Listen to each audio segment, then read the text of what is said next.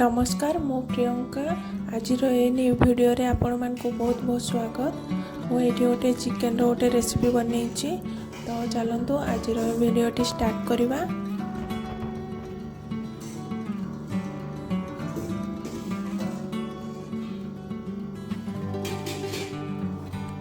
ये मु 500 ग्राम चिकेन को भल भाव धोई नहीं आ 3टी मीडियम साइज पियाज को मुझे छोट छोट काटी नहीं।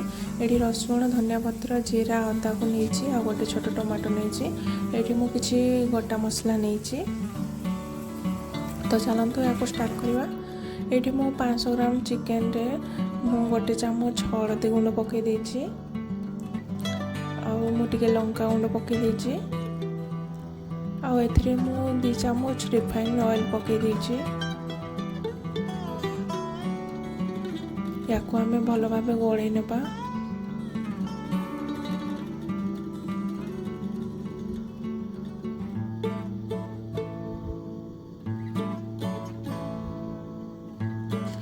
या भल भाव गोड़े नहीं सारा पर आम घोड़े गोटे साइड रे रखीदेवा। ये मु रसुण को अदा को छेची नहीं आम ग्राइंडिंग जार रे देदेबा ताको ग्राइंडिंग करनबा। एठी हमर कढ़ी गरम हो जाइए। मुझे बड़ 4 चम्मच तेल पकई देछि। एठी मु जीरा गोटे चम्मच पकई देछि। एबा हमें गोटा मसला को पकई देबा। तापर काटिकी रखिथिबा जे पियाज को ताको हम एठी पकई देबा। ताको भल भाबे गोळेबा।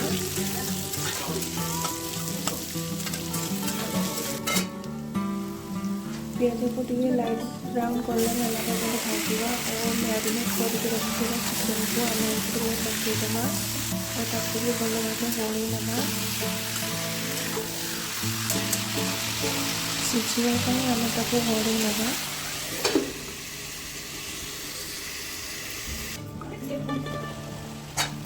ये आम चिकेन टे सिझीगला चिकेन पानी मरवा पर्यंत आम भाजवा।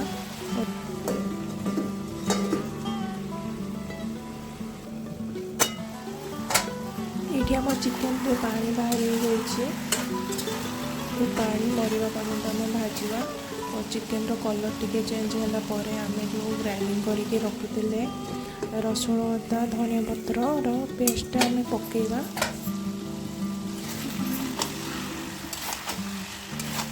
देखते ये आमर चिकेन पानी पूरा मरी जाइए तेल भी बाहर को बाहर आसलानी। एवं आम धनिया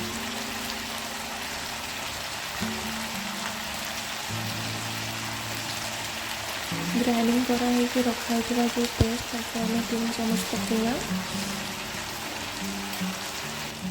आपको भल भाव गोड़ी नेबा।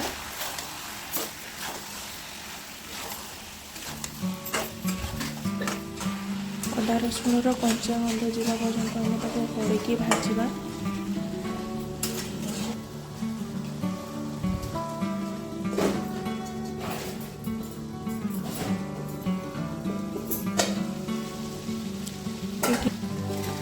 ये आम चिकेन टा भाजी गला।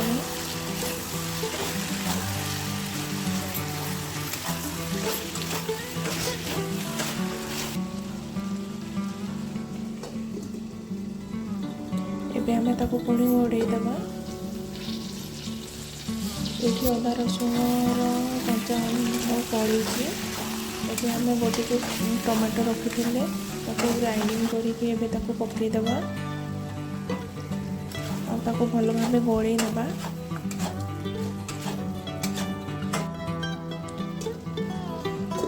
पुणी सिझापी छाड़ीदेवा।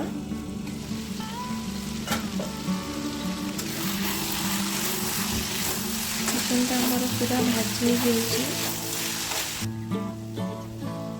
ये हाफ चामच हल्दी गुंड पकई गोटे चामच काश्मीर लंका गुंड पकई और रागपाई हाफ चामच लंका गुंड पकई गोटे चामच धनिया गुंड पकई और हाफ चामच जीरा गुंड पकई भल भाव गोड़ी नेबा।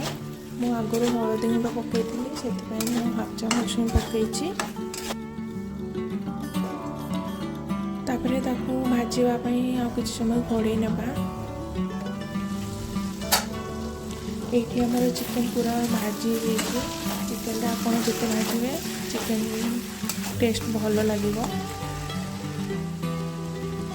मैं ये गोटे चामच मीट मसला पकईची। एबे हम ताको भल भाव गोड़े नेबा।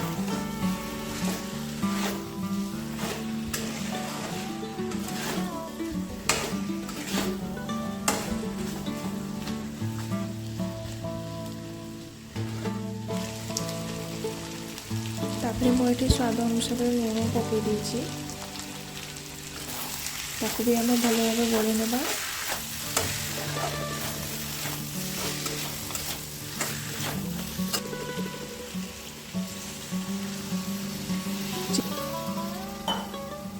चिकन टी आउ टिके सिझिबा ପାଇଁ ମୁଁ ଏଥିରେ ପାଣି ଦେଇ ଦେଇଛି।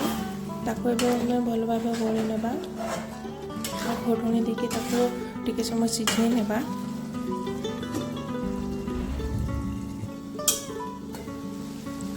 ଏଇଠି ଆମର ଚିକେନ ପୁରା ଭାଜି ହେଇଯାଇଛି, ସିଝି ବି ଯାଇଛି। ଆପଣ ଚାହିଁଲେ ଆପଣ ୟାକୁ ଏମିତି ଭଜା ଖାଇପାରିବେ ଆଉ ଝୋଳ ମଧ୍ୟ କରିପାରିବେ। ମୁଁ ଚିକେନ୍ ଟି ଏଇଠି ଝୋଳ କରିଛି।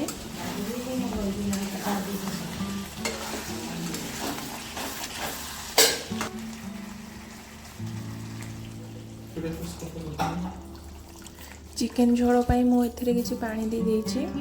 ताके एबे हमें भल भाबे गोळेई नेबा आ ताकू फुटिबा पई छाडी देबा।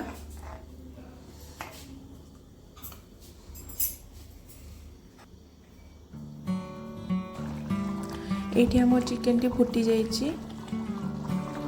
मु एठी हाफ चामच कस्तूरी मेथी पके देछि। ताको एबे हमें भल भाबे गोळेई नेबा।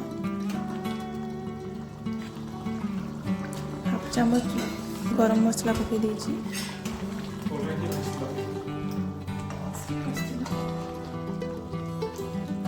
एबे हमें गैस को बंद कर देबा। मु एथिरे किछि धनिया पत्र पके देछि। एठी हमर चिकन रेडी हो जाइछि।